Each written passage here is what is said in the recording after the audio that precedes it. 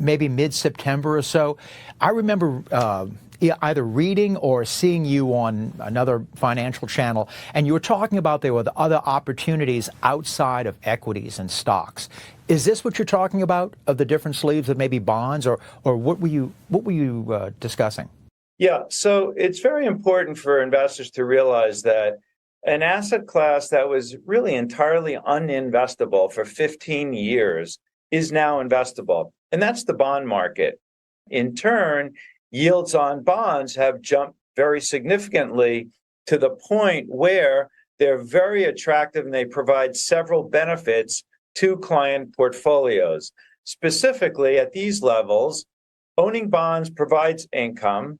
Secondly, it provides ballast against a declining stock market, meaning that if stocks go down and there's a flight to quality, investors will likely buy bonds and drive the price higher of the bonds.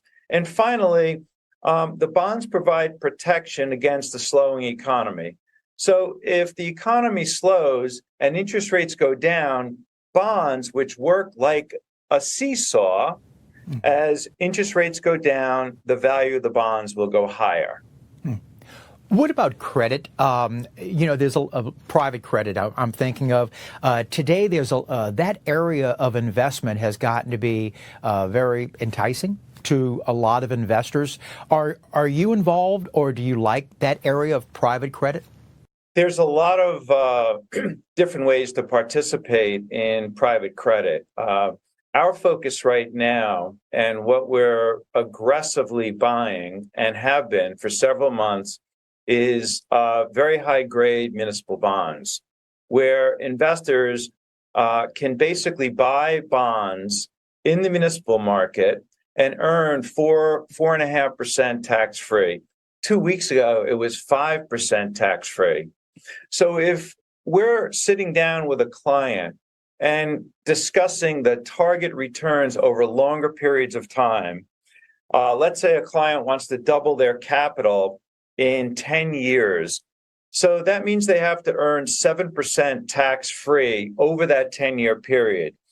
If I can start off the portfolio with 4.5% tax-free in a very safe bond investment, then it reduces the amount of risk that is needed with the balance of the portfolio. Remember, we talked about an asset allocation. The balance of the portfolio that has to be allocated to equities to drive those higher returns. So it's very important to identify first what's the target return, and then how can we backfill to get there with the least amount of risk in doing so. Now, private credit would benefit and could be opportune for a very small 1 to 3% segment of that risk bucket. But at these levels where we can get a pre-tax equivalent of 9% with a municipal bond, we're heavily focusing on that right now.